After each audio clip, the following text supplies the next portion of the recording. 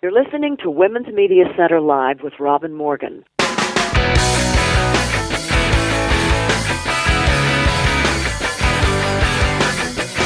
Welcome to Women's Media Center Live. I'm Robin Morgan. Three most interesting women grace the virtual green room for guests this week. Anita DeFrantz, Olympic medalist, sports advocate, and head of the LA 44 Foundation. Jenny Nordberg, author of a riveting book about a girl's view of Afghanistan like nothing you've ever heard. And the new First Lady of New York City, Chirlane McCray, writer, unapologetic feminist, social justice advocate and activist, whose husband happens to be New York Mayor Bill de Blasio. But first, we need to look inside the headlines.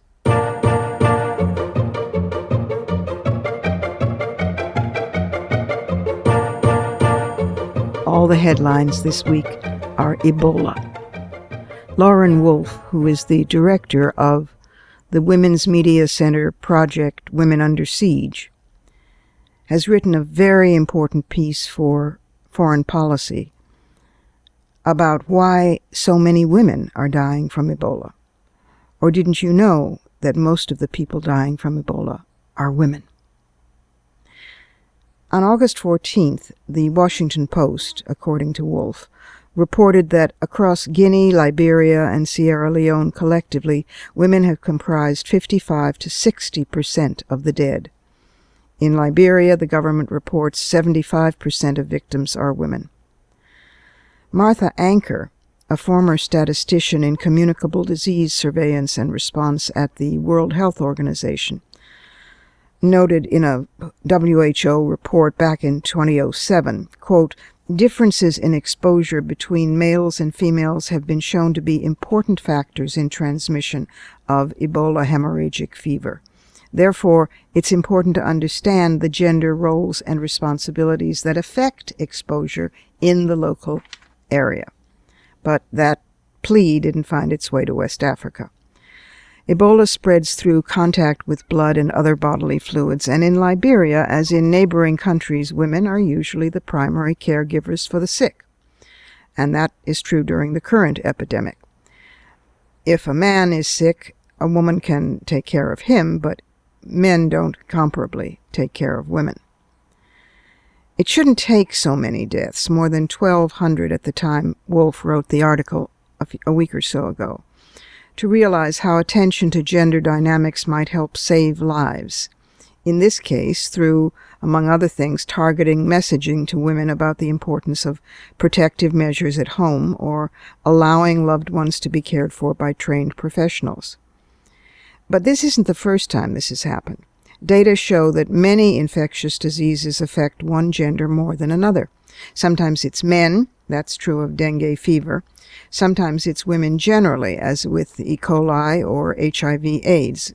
I'm sure you know that more than half the people living with the virus HIV are female.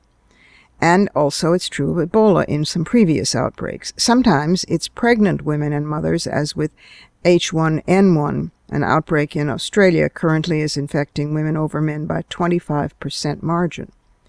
Yet when women are the primary victims of an epidemic, very few are willing to recognize that this is the case, much less ask why and build responses accordingly.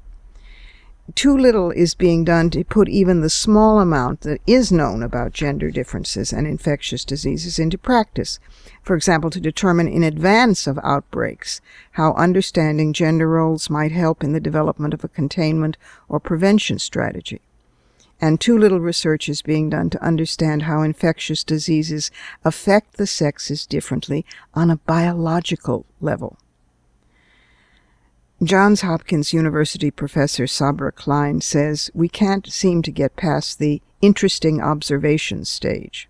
Klein studies biology and immunology and longs for there to be a consciousness that would evaluate what happens in an outbreak or any health crisis through a gender lens.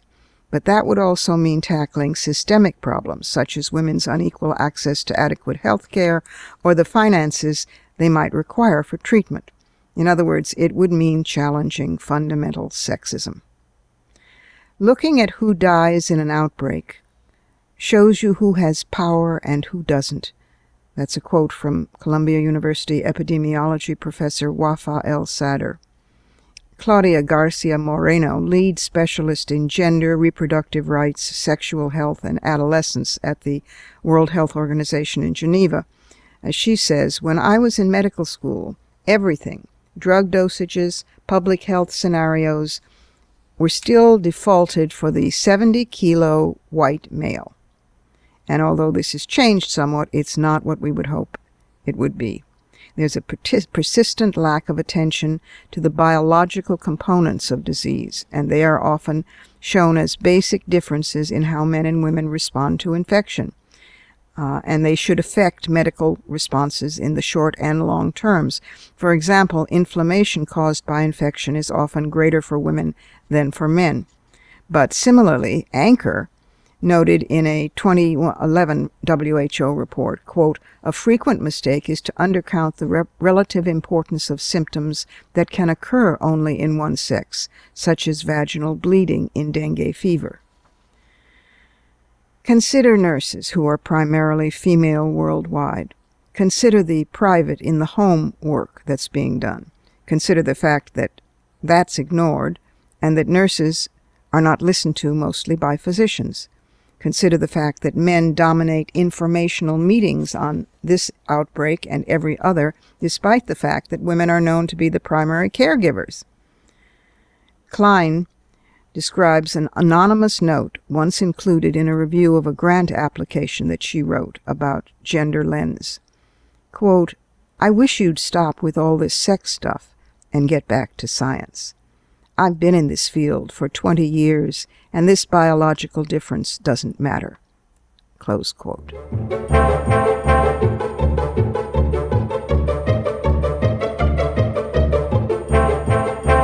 Now for our first guest, Anita L. DeFrantz, an attorney and member of the International Olympic Committee and the 1976 and 1980 U.S. Olympic teams, is the president and member of the board of directors of the LA84 Foundation, which manages Southern California's endowment from the 1984 Games, and she's a passionate advocate for sports. Anita, welcome to Women's Media Center Live. Thank you. And welcome to the board of the Women's Media Center. It's an honor to have you with us. Oh, it's a great pleasure and honor for me to be joining you.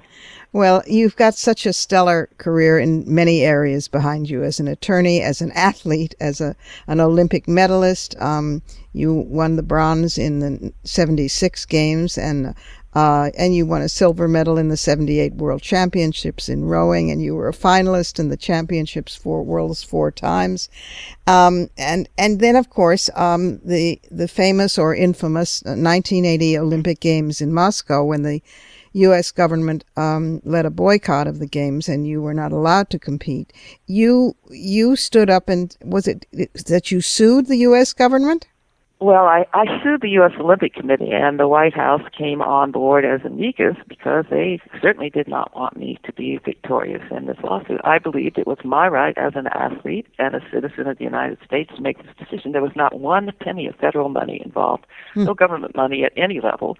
And so I didn't understand how it could be that the government could say, no, you can't go. Wow. And the committee awarded you the bronze medal of the Olympic Order because you took that stand, didn't you?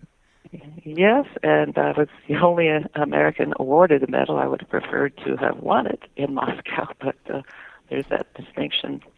And then you became a member of the executive board of the IOC, and you are the first woman in the 103-year-old history of the IOC to be elected vice president. My God. Yes. Yep. Well, but the good news, not the last, since then 2 other women have been elected vice president, which is the good news. Very. And we've been able to bring this organization into the modern era. I thought for a moment kicking and dragging, but we now have every sport on the program has women's events. We have more than 20% of the membership of the IOC is made up of women. Wow. We have, all 204 National Olympic Committees in the world have women athletes, I'm proud to say. which means there'll be more women Olympians as time goes by. And that's what's important. That's very important. And I'm sure it also changes the image of the IOC, because I can remember a time when the IOC's image was sort of elitist and tarnished, and I don't know that it was considered biased or not, but it was not a friendly image. And the more women that there are in any organization, somehow it always seems to clean up its acts. Well, absolutely. They've done studies, and they found that boards of directors that have women, and women, not just one, but women on board, even one, I suppose, makes a difference, but it does make a difference in the quality of the decision-making, and that's so important in today's world. Of course it is, of course. It's such a tragic period in sport. I mean, the NFL is just sort of collapsing in on itself. I mean, and for that matter, you know, what it does to its own athletes who seem to wind up, you know, broke and brain damaged is not so great either. That's not so great either. But what it does to the families is just this version of what is a hero is so destructive. Talk about that. Well, it certainly gives the best example of what's wrong with not having women around, and that's a major problem in the NFL. There are no women around, especially women in positions of responsibility for whom anyone has to show respect. And if you have an environment where you don't have women, that's what you get. You get a place where strength means violence, and those two are not interchangeable. Strength comes from all sorts of fountains, not just from violence. And unfortunately, in the sport of the NFL, it seems to be, means that to be strong, you have to be violent. That's wrong, and it's unnecessary. Yeah. And we'll have so many men who are damaged from the sport with the problems with the brain injuries, which we're working hard here at the LA 84 Foundation to do away with by teaching a form of tackle that is called heads-up tackle, so that you keep your head out of it. And you don't need to tackle the way many of the men have been taught to do it. No. But the real problem is it's single-sex, it's male only, exclusively male, and that is a major problem, as we all know now. Yeah. Do you think it would be different if there were women commissioners of say, football, of baseball? I mean, do you think that Absolutely. You do? Absolutely. No doubt in my mind, because other things would be important, things that don't even get talked about, like how is the family? What does it mean to you after you've played? These guys, the day after they've played, many of them can't even move. There was an article 5-6 years ago, and one player was being very clear about what it was like. He said he decided he would not get married until he finished his playing career because it was just horrible. That the day after he had to kind of roll out of bed, and his whole body was just racked with pain, and he could not share that with anyone else, and he felt that would just be wrong. That's right, and they've turned them into gladiators, and for the benefit of the owners and the league. To say something about the LA 84 Foundation, you mentioned it earlier, and it's very special. It's not a common situation that after the Olympics there's something left over to start an endowment with or a foundation with. Our mission is to serve youth through sport and enhance the understanding of sport and society. We've put about $220 some million back in the community. Our original endowment was $93 million. Wow! And we're endowed now around we're over 158 million right now. That's amazing. So and you work with kids mostly. Yes, our grants all go to youth sports in Southern California.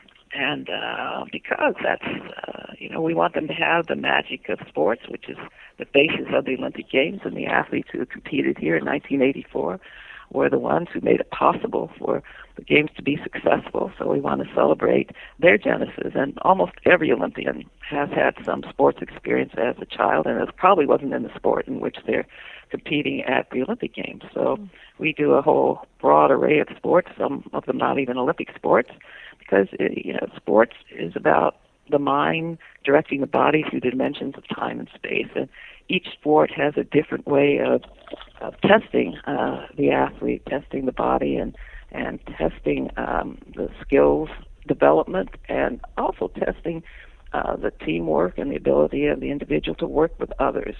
And it's so important, and it's important for girls, too. Girls learn that they can be part of a team, that they can work with someone who's not their very best friend, that they can be leaders, that they can just make decisions, and that's why sports is so important. And it troubles me that sports is among the first things cut when a school district says, oh, we're short of funds. Yeah. It's a huge mistake, and it's a part of the American way. Much of even the commercial, of our structure of commerce is based on sports. And in fact, most people don't know that the Olympic Games preceded the concepts of democracy in ancient Greece. And some people will say that the concepts of competition and striving to be the best were also the concepts that helped create the notion of democracy and electing those who are best able to represent you. Well, I tell you, if there had been somebody like you in my life when I was a little girl, I would have actually loved sports. Well, I'm on a mission because I was denied sports. Thank you so much, Anita, for everything you do for women. Well, thank you for being there. We need to pause here for a quick break. I'm Robin Morgan. This is Women's Media Center Live, and in just a moment or so, I'll be back talking with Jenny Nordberg, who is a prize-winning investigative journalist who's written a book about the underground girls of Kabul. Not what you think.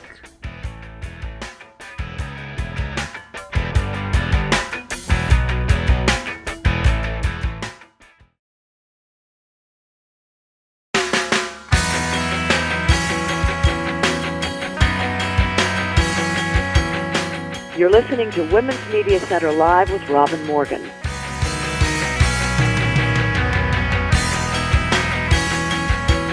Welcome back. My next guest is Jenny Nordberg. She's an award-winning journalist based in New York, and she has a long record of investigative reports for, among other sources, the New York Times, where she contributed to a series that won the 2005 Pulitzer Prize for National Reporting. She also was awarded in 2010 the Robert F. Kennedy Award for Excellence in Journalism for a television documentary on Afghan women. Welcome, Jenny, to Women's Media Center Live. Thank you so much. Well, congratulations on the publication of The Underground Girls of Kabul. The subtitle is In Search of a Hidden Resistance in Afghanistan, and it is one hell of a book. In full disclosure to my listeners, I have to say that I gave it a quote, and what I said in the blurb was this: Jenny Nordberg has given us a fascinating look into a hidden phenomenon of extreme patriarchal societies, a form of gender bending far riskier and more rewarding than Western academia's trendy, abstract gender categories. The reporting is thorough and sensitive. Her writing is vivid and insightful. You will not forget this book. It will haunt you. And I think every word of it is true. It's not excessive. Tell us how Underground Girls of Kabul came to be, and tell us what a bashaposh is. Well, the bashaposh is, that's a term in Dari and Farsi for dressed up like a boy. And it's almost like a third gender in Afghanistan. You'd either have a son, a daughter, or a bashaposh, which would be a daughter dressed up like a son. And these girls exist just under the surface in Kabul and all around Afghanistan. That's why I think of them as the underground girls. Mm-hmm. Very simply, you'll take a daughter and cut off her hair and put her in pants, and that way the world will open up. There will be more freedom of movement. She can go out and she can do things that girls normally are not supposed to do in a culture and a country like Afghanistan. And I first found this story when I was interviewing a female parliamentarian back in 2009. And I spoke to her 10-year-old daughters in another room. I was at her house, and I knew she had 3 daughters and a son. And then one of the oldest girls said to me, you know, our brother is really a girl. And I said, uh-huh. And then the other said, no, it's true. It's our sister. And at that point, I had no idea what they were talking about. They spoke a little bit of English, right. And it took a while before I was able to figure out what was going on in the family. Mm. And parents would do this with a child, with a daughter, For what reason? If they only had other daughters and they wanted to have a son, or to protect her from forcible marriage, or what would their reasons be? Well, every family will have their own reasons, and this cuts across ethnicity and provinces and level of education in Afghanistan.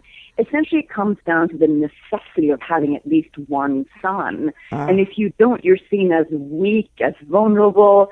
And this parliamentarian, for instance, the female parliamentarian, she was being harassed pretty much for not being able to give birth to a son, which is a mandatory requirement of every woman there. Wow. And it's also for practical reasons. You know, you have, in this family, for instance, you have three girls who look like girls, one who looks like a boy, and then she, even though she's the youngest, will actually be able to escort the older sisters as a male escort outside. So it provides, it affords more freedom of movement for the entire family. Of course. And then, you know, as Zita, this parliamentarian, said to me, as her third reason, she said, I wanted to show my youngest what life was like on the other side. So there's a subversive element to this, too. Of course there is, of course. My worry is what happens when puberty hits, and some of these girls refuse to go back to being girls, right? Because they've had freedom of movement, but the culture closes in on them. Yeah, that's when the curtain comes down, essentially, on these Dacha Posh children. And usually they're turned into girls, so to speak. You know, they're put in a headscarf and a dress and expected to lead a much more confined existence right before puberty. My God, that must be an enormous shock to the system. It is, and in the girls that I've interviewed that are, you know, right there now, they're struggling, they're resisting their parents. And in Afghanistan, you don't really go against your parents. It's something that, you know, you have nowhere to go, essentially, so you have to meet their demands. But then I've also spoken to older women who are now married and have children of their own about this experience, and some of them said that it left something empowering in them, but all of them say that it was very, very hard because essentially they had had no contact with girls and women since they had grown up as boys. Society is so segregated, so they didn't know, you know, how to greet women, how to cook, how to sit in dark rooms and have tea and gossip. They knew none of that. They knew how to ride bikes and, you know, shoot guns and be outside. So it's an entirely different existence. And then suddenly they are closeted and they are, in fact, in the home and even married off. My God, the shock must be enormous. Do any of them at that point rebel? Yes. It is very difficult in the sense that, like I said, you really don't, you know, you can't go off and rent an apartment and live on your own in Kabul. Yeah, obviously. It doesn't work like that. Yeah. So you either have, you know, you're either under the rule of your father, and then you're transferred to a husband. So most of them can protest. They can, you know, take it as far as they can within the home, within the family. As far as I can tell, they don't succeed many times. Sometimes they do have somewhat progressive and liberal parents who will allow them to push it a few years further. And there might be a reason to keep a daughter in the family as a son. For instance, if, you know, you need an income to the family. And then the parents may allow it for a few more years. And that's when it becomes really complicated in nature versus nurture, and the mind goes in a whole different direction. Yeah, wow. It's an extraordinary story that you uncovered. It first ran in the New York Times, right? Yes, in 2010. And then the book came out of that. And they learned to trust you. I mean, you earned an enormous amount of trust for a Westerner to penetrate this whole underground aspect of gender bending in an extremely polarized society.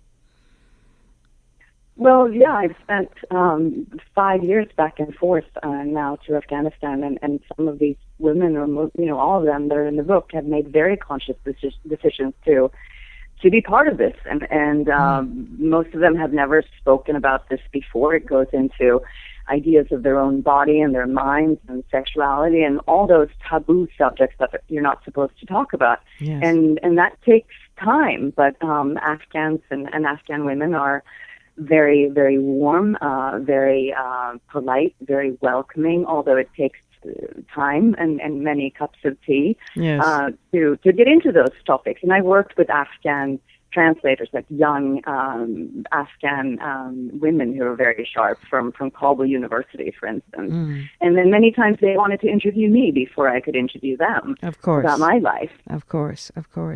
There's this incredibly touching moment where they ask you, different girls ask you, are there more like me? And then when you tell them, yes, there are, and even in other cultures, one of them has this fantasy that maybe someday they would all get together and live together and have a little town by themselves where they could be themselves and be free. It just breaks the heart. They also have no community. They have no connection to others. Right. And there's no real... it's not like you will go to a psychologist in Afghanistan. There are certainly, mental health professionals, but these women and girls, they don't know what's going on, and they have to figure this out by themselves, essentially. Yeah. What is freedom and what is gender and who am I in a constant state of war? Yeah. So you can draw the parallels, I think, quite easily to other forms of oppression and segregation, where once these girls and women connect with each other, it becomes a whole different power in it. The acute loneliness must be extraordinary. And also the compartmentalization is so amazing, isn't it? Because the same family who will dress a girl child as a boy and raise this child as a boy and refer to their son will nonetheless follow extreme polarized sex roles in other things, as if once you're female you couldn't possibly ride a bike, for example. Once you're male you couldn't possibly cook a meal, and yet they will do this with a child of their own. How young do they start if they decide to take a girl and raise her as a boy? Well, many times these children are picked at random from birth. Let's say you give birth to 3 girls.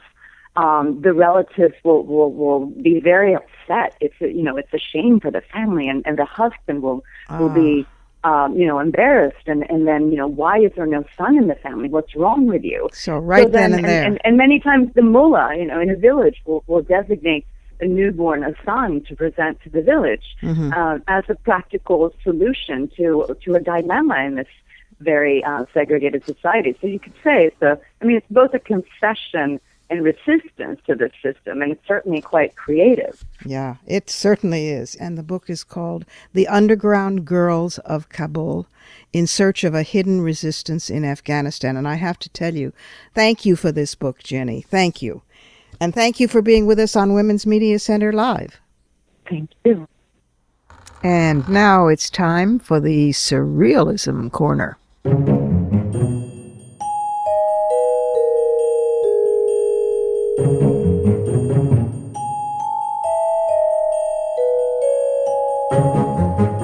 There are 2 items in the Surrealism Corner this week, and amazingly enough, they're both good news. In fact, the only reason that I put them in the Surrealism Corner is that they're such unexpected good news in the we need some hope wherever we can find it category.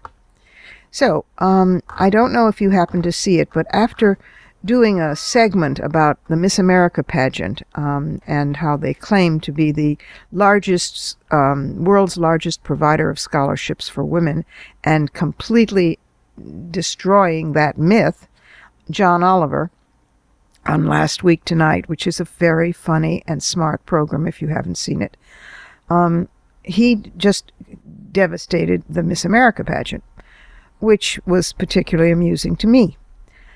Since I organized the first pageant protest of the women's movement there. So, during the segment, Oliver flashed on the screen the names of a handful of women's scholarship funds that do not require candidates to parade around in bikinis and high heels on screen. And Chicago's Society of Women Engineers was on that list, and a spokeswoman for the society says that the group has received $25,000, 15% of the individual donations they receive in an average year, in the 3 days since the episode aired, and that traffic to their website that's Chicago Society of Women Engineers, has doubled in the past week, and its social media numbers have increased 20 times over. You go, John Oliver, and the power of media. And the other item is, I think, even profound. It's a quote. The quote is simply, "This is a threshold moment." The person who said the quote was the head of the Wallace Global Fund, which recruits and lobbies foundations to move their monies to fight injustice and protect the diversity of nature. And the quote was said by the head of the Wallace Global Fund, "This is a threshold moment," when he heard that, wait for it, the Rockefeller Foundation was divesting of fossil fuels. Irony lives, and in case you doubt it, slow and incrementally, we are winning.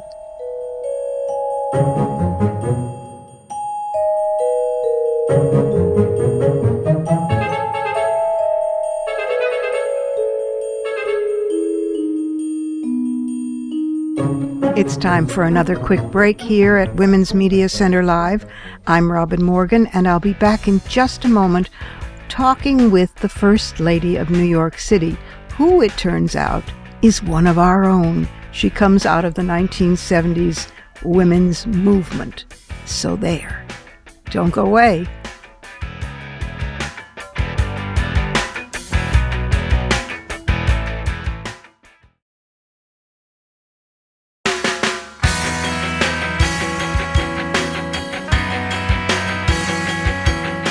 You're listening to Women's Media Center Live with Robin Morgan.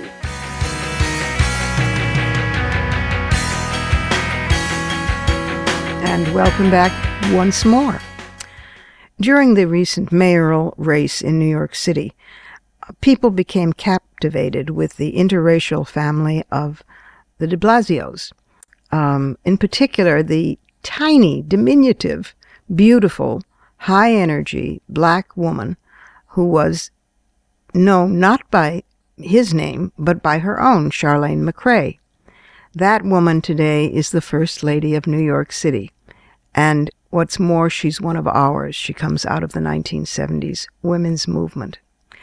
She's with us today, and I do apologize because there were some moments of interference on the phone during this interview. She was moving about with a very busy schedule, and they patched me through to her. So there are some bumpy moments, but stick with it because the content is really worth it. Chirlane McCray. Chirlane McCray, welcome to the program. Thank you, Robin. I am so delighted to be talking with you today. Well, it's an honor to have you here. It's a special thrill for me. I've told you this, that you're one of our own. You come out of the women's movement back when I was in WITCH, in Women's International Terrorist Conspiracy from Hell. You couldn't use that name today. You were in Combahee River Collective, which was the first black feminist theory-making group ever. And it's such a thrill that you're now the First Lady of New York. Yes, who could have imagined things turning out this way? Well, it's wonderful. I want to talk a little bit about your own personal background because it's very moving. Your great grandparents. Talk a little about your great grandparents and your parents. Oh, well, I wouldn't be here without them. Obviously, my great grandmother came from Barbados. It's on my mother's side, came from Barbados, and over time brought the whole family with her, so that my grandfather and then my grandfather came over, and then my mother was actually born in Claremont, New Hampshire. My mother had 7 sisters and 1 brother, and as you know, Claremont is a pretty, especially back then, pretty isolated place to grow up as a young Caribbean woman. I'll say. And she met my father in Springfield, Massachusetts, which was pretty much the largest, town that black people would go to from that part of the world. And and they got together and had me. And my father's family is actually from the South, so my grandmother on that side, my great-grandmother actually come from the South, and I don't know as much about them as I do about my Caribbean heritage. Well, I think it's amazing, your Caribbean heritage. And your great-grandmother, Louisa Paris Edwards, when she, after raising the family, when she moved to Harlem, she joined the Marcus Garvey Back to Africa movement. So there were political activists way back then in your family. Yes, indeed. She was deeply involved in the movement. It's in your DNA. And then I think so. after the early years of the women's movement, you came to New York, and you were, and in fact are, a serious writer. This makes my pulse beat faster, of course, writer to writer. And you came with $35 in your pocket, and you got a job at Redbook, right? That's right. But the reason I came to New York was because of all the reasons people come to New York, because I knew it would be easier to find a job in publishing where I wanted to work, but also because I had two connections. I had met someone in a bookstore who said, well, maybe if you decide to go to New York, you should look up my father. And his father turned out to be the editor-in-chief of Redbook. Oh, that was convenient. That was convenient. That was very convenient, Yeah. very convenient. But my first connection was through a woman who was very good friends with Audre Lorde. Oh. And that was the woman. I stayed with her. Her name was Yolanda. I stayed with her. And my first interview was actually at the Feminist Press. Oh, my God. And I actually got both jobs, Feminist Press and Redbook, but I had to go with the job that offered more money and benefits, and also the location, because the Feminist Press was at that time working in a place where I didn't really know how to get to today. Yes. Yes. But and then you also freelanced for Essence, writing for Essence magazine. Yes. Yeah. Yes, I did. My first pieces were Essence women pieces, which were the movers and shakers, and I had worked with women in a domestic violence program while I was still in Boston, and so I think my first piece was about that, the woman who was the head of that program. And I went on to do many, many more, but that's what I loved doing, writing about women who were really helping others and who are in need and making systemic changes in whatever their area of advocacy. Yeah, but you became one. You became a mover and shaker for women yourself, so that was very appropriate. And then you left publishing and you tried to wing it as a freelance writer, which I can have much experience in, where you decide each month, do I pay the utilities bill or do I pay the rent? Yes, that didn't work out too well. Yeah. You find yourself in a position of having to write what other people want you to write. Yeah, not good. Not good. No, it's not good. Yeah, not good. But then you got a job as a substitute teacher and eventually landed in the administration of former Mayor David Dinkins, and that's where you met the current mayor, who is very, very, very, very tall. You are my size. We are short people. We are wee people. So how did you get a neck ache craning up at him? No. I there are many steps to that first meeting, and yes, he's very tall. 6'6" is pretty tall when you're 5'3", and 5'3" and maybe a half. Yeah, count the half. He bends and I stretch. Well, every inch of him is filled with being progressive, so I'm delighted that he's 6'6". And you've been married now nearly 20 years, and you have these two great children, which New Yorkers fell in love with. Chiara, the girl, who's just beautiful, and Dante, who in the campaign commercials won everybody's heart. And Chiara just started college, right? Well, Chiara is actually a junior this year. Oh, my God. Yes, yes. And Dante is a senior in high school, and Bill and I are so proud of both of them. They both have, both are very involved in community service.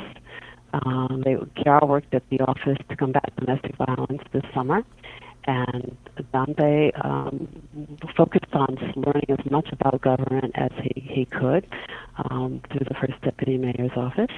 And I expect that one way or another we will see both of them in as activists. In what field, I can't say, but they certainly are both leading in that direction. It's in the DNA. They can't escape it. It's wonderful.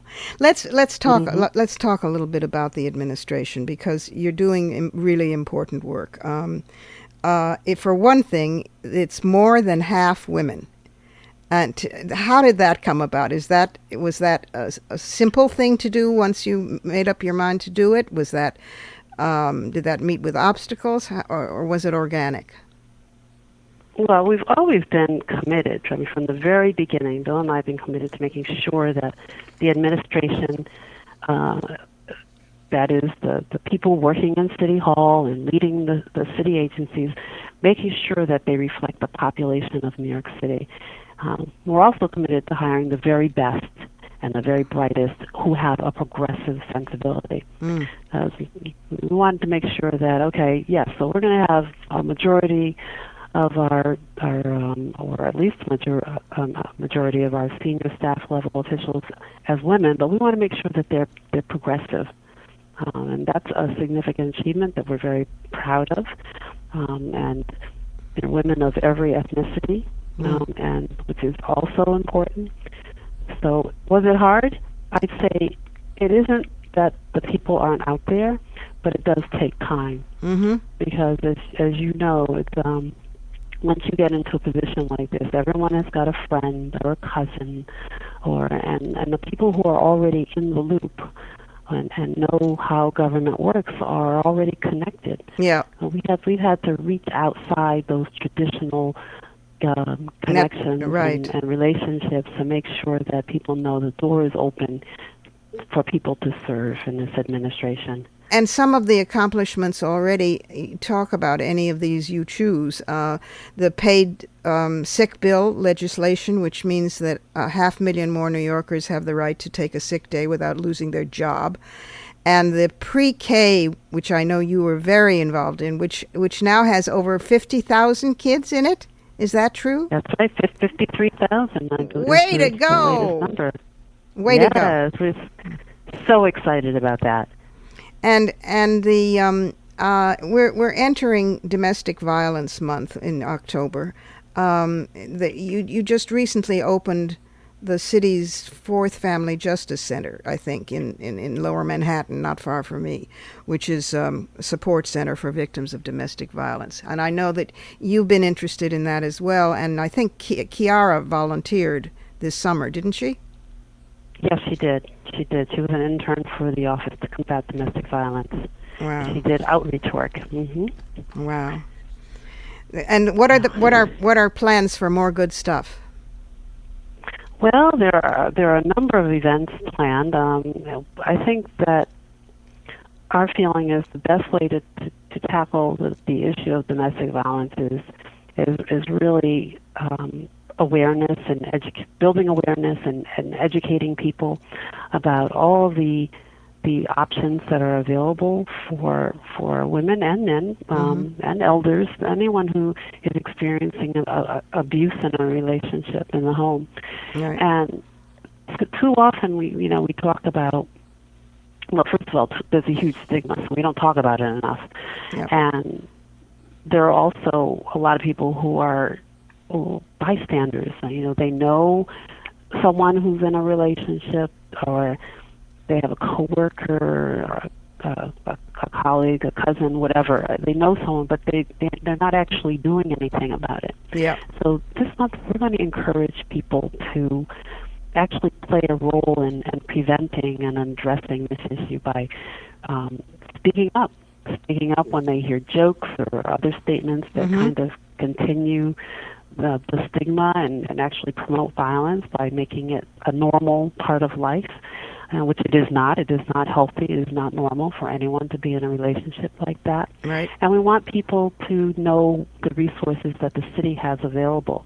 And we have hotlines. We have the justice centers. We've got a 311, for example, where people can get information about all of the services that we offer. Right. So we're going to be talking a lot about that this month. And going forward, because domestic violence is not an issue that is limited to October. I'll say. Oh, you bet. Tell me, we're beginning to run out of time, but a couple more questions. Any time left at all other than the blog, which is a wonderful blog that you do at Flow NYC, FLO stands for First Lady of New York, and then NYC, obviously. So you have any time for your own writing these days? Or is that a crazy question? I would say between January and June, that would have been a crazy question. My schedule is just so packed, but I am making time now to do my own writing. It's just so important to have that time to think and reflect and I think. Yeah, and it's poetry sometimes too, isn't it? It is. Sometimes it's poetry. Sometimes it's just, to capture a moment that had deep meaning for me, so that I can go back to it later, perhaps, and include it in my other writings. But I think it's important. It's important for my mental health, first of all, for me to have that kind of time. But it's also to share with people, to be able to share with people things that we're moving so fast all the time. Sometimes you don't have time to share the stories that give me encouragement, to give other people encouragement as to why we do this work. That's right, and those go straight from the heart to the heart. So I'm glad that you're going to make time for it, and for me, the fact that you come out of the women's movement and that you're a sister poet and the First Lady of New York, I just, it's like I've died and gone to heaven. So I want you to know I'm out here rooting for more poetry from the First Lady of New York. Thank you so much for everything you're doing, everything you have done and will do, and for being with us today. Thank you. Oh, Robin, thank you. I really appreciate it. Time for one last short break, but before I take that break, I want to clarify that her blog can be reached at FLONYC, FLO.NYC, FLO.NYC. And we'll be back in just a moment here at Women's Media Center Live, where I am nobody else but Robin Morgan. And when we come back, we'll have some fighting words.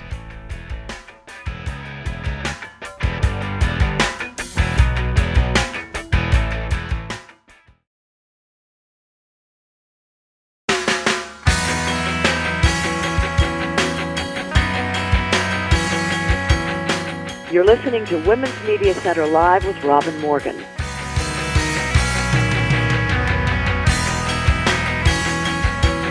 Welcome back again to some fighting words.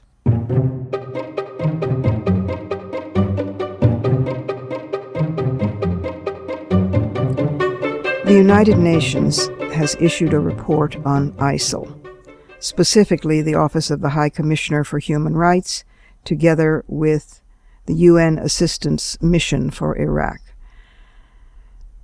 I urge you to go to the United Nations site and read it in its entirety if you're feeling strong, or if you're not, fortify yourself perhaps with a stiff drink beforehand, because it's encyclopedic and stunning. The recruitment of little boys to carry weapons that are too big for them to lift, the specific targeting of women, and especially women who are educated. I think of Malala being shot in the face. I think of all the children, little girls trying to go to school in parts of the world where they get acid thrown on them for daring to learn to read. Being an educated female in parts of the world is almost inviting a death sentence. So ISIL particularly goes after women doctors, women lawyers, women professionals, women politicians. Item: On the 22nd of July, a candidate in the general election with the state of law list was killed when ISIL stormed her house in Suderat village in Kayara subdistrict in Nineveh. On the 23rd of July, again in Suderat, they stormed the house of a candidate in the last election, killed her, and abducted her husband. And on the same day, a candidate in the last general election was abducted in the eastern area of Mosul. Some female doctors have gone on strike because of the difficulty in doing their job with their faces covered. But now, since August 13th, a female doctor was killed while resisting ISIL trying to take her away from her home in south of Mosul for having organized or participated in the strike. On another occasion, a female doctor reported that she was stopped from attending to an urgent case because she wasn't covered properly. Item. Media have reported that ISIL beat women with sticks in Mosul, women who were not wearing veils in markets in the city, and allegedly some women reacted, throwing stones back at their attackers. Then, in August, a few days after this report, the remains of 3 females bearing marks of torture and gunshot wounds were found west of Mosul. Witnesses have told the UN that some women are throwing themselves and their children off mountains in desperation. And I think of it going all the way back here to Why We Can't Wait, in response to the President's initiative, My Brother's Keeper, and how hard, even in the so-called developed world, women have making our suffering even visible. If a child who is female who can read is the most dangerous thing on the planet, then a child growing up to a woman who can write is even more dangerous. I wrote a book on this some years ago called The Demon Lover, The Roots of Terrorism, on the eroticizing of violence, on the fever that is infecting young men between 18 and 25 who are flocking from all over the world to the Levant to join ISIS, to participate in the bloodbath, the orgy of violence. That book, The Demon Lover, has just come out as an ebook with Open Road Media, so it's now available for digital devices. I'm very glad I wrote it. I'm glad I wrote a new preface to the new edition, the digital edition. But mostly I'm glad I wrote it at all, because if I hadn't, I'd have to write it now.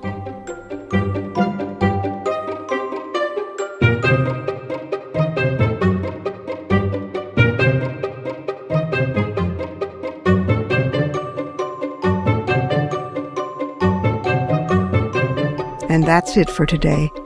Join us next week when pollster and political strategist Celinda Lake will return to the program to tell us what to look for in the November elections. Then actor-director Robin Givens visits to talk about battery during this Domestic Violence Month. Last, Melissa Silverstein of the popular site Women in Hollywood joins us with an overview of entertainment media and feminist progress or lack thereof.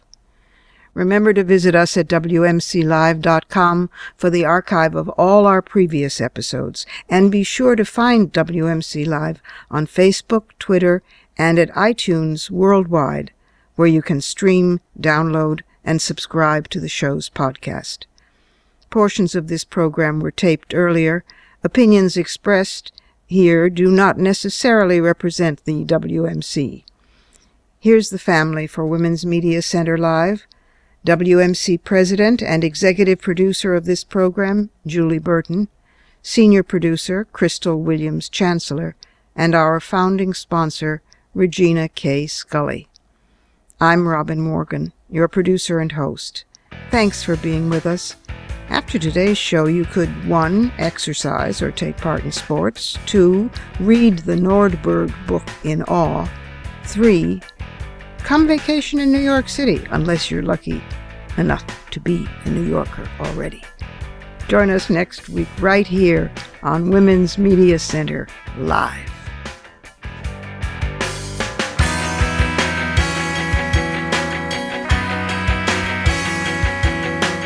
For the smartest talk about news, politics, sex, books, religion, race, and more, tune your radio to Women's Media Center Live with Robin Morgan.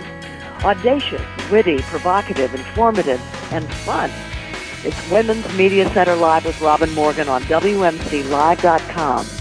Talk radio with a brain.